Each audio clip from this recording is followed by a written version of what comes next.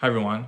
So today we're gonna be playing Lego Star Wars: The Skywalker Saga, and I want to talk about three things that kind of make it effective, like make it a popular game, and that's the political aspect of it, like the whole storyline of Star Wars and how they intertwine political themes that are seen in today's society. I want to talk about the effect of nostalgia, and then I just want to focus on the game itself, like how they're able to put all the movies into Lego form. I think it's really impressive. So yeah, let's go. I mean, right away, like, you look at the loading screen, it's like all the major characters throughout the 9 films, which is what this game is. It's basically, it's kind of like an hour version of each movie. You get to just play through each episode, and you can start. There's 3 different points you can start, so we'll just look at the loading screen when you load up in the game, and then I can show you what I mean by that. So we're gonna go into a new game. I have another one going on, as you can see, but I'm not really too deep into it, so we'll just start another one just so I can show the menu and what I'm talking about. It really lets you choose which story you want to go through first.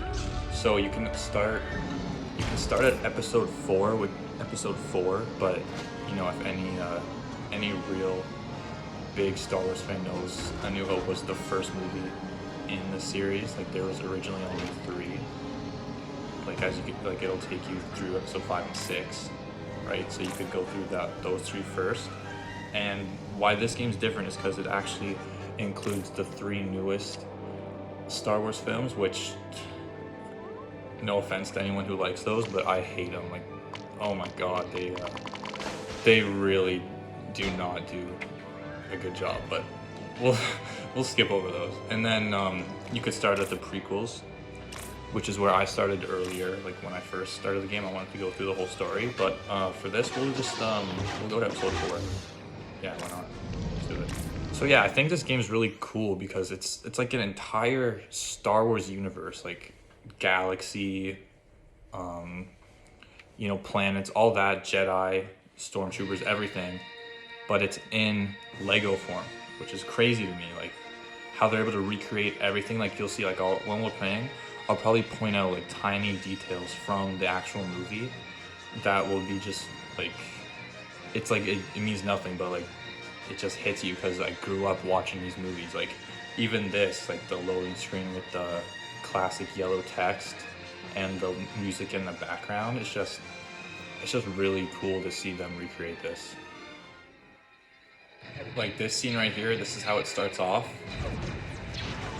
the movie and the video game, and like it's like a complete replica. It's crazy. Like, it's the exact same camera angle and everything.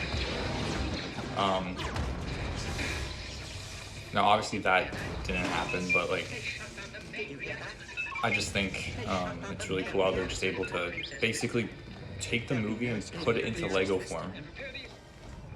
I think it's cool also because it can be debated who this game's intended for, like kids or, you know, Star Wars fans in general. But like, they add little funny stuff like that. Like, this wasn't a movie. Like, it's not shot for shot, but it's like a good recreation of it, which I think is awesome. There we go.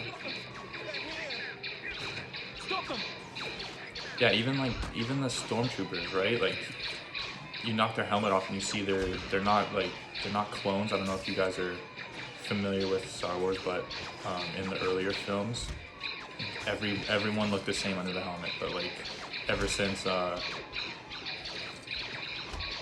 Emperor took over, it was regular people within Star Wars that were the stormtroopers. Like, that a tiny detail like that, like most people wouldn't think about it. Oh my god. There he is.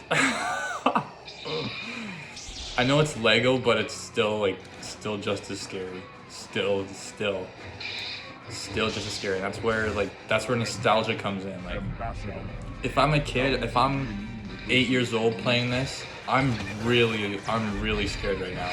I mean, I'm 21 and I still, like, oh my god, it's Darth Vader. But yeah, that's the thing with nostalgia. It's just, it's really powerful because it just takes you back to a place in time where you remember experiencing these movies. Like, I was obsessed with these. Like, I was obsessed with Star Wars all growing up. So this is great. This is great. I don't know where I'm going, but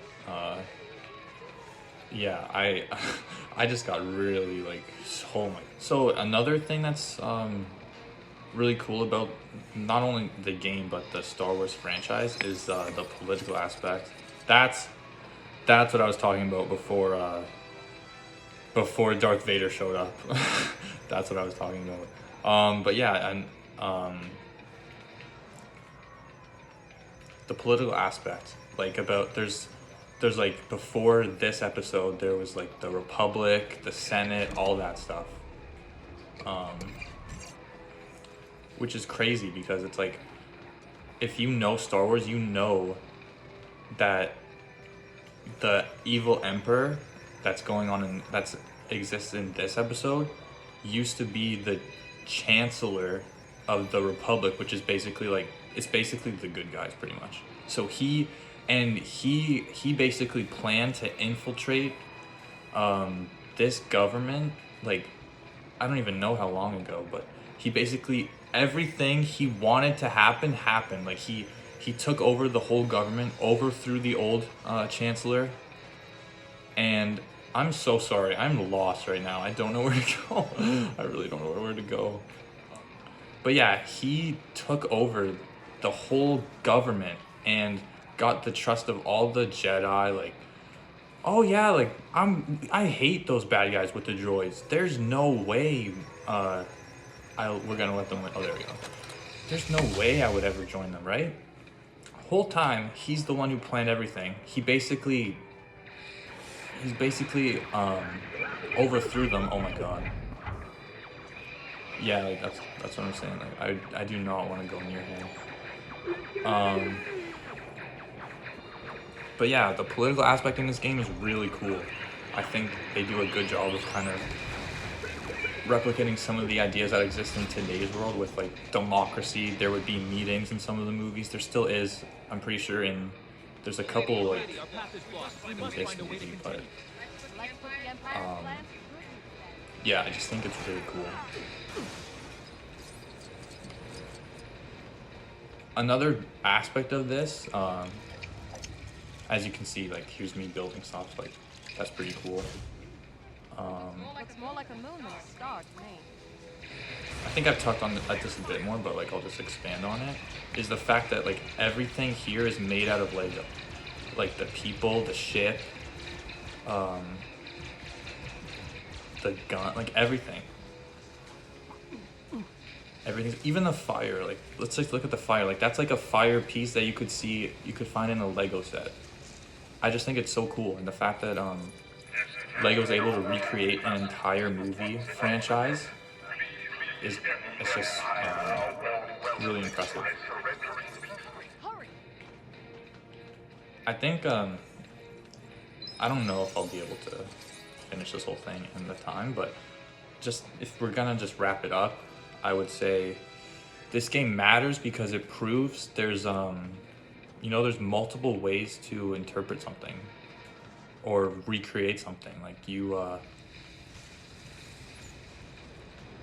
don't always have to just make a Star Wars a video game with regular people just animated. You could put a little fun twist on it like they did here with Lego, and it could still have the same effect. Like I could picture a 7-year-old playing this game, and then I can picture like someone like me playing this game who's in their 20s. Like, I'm still having fun either way. It doesn't matter.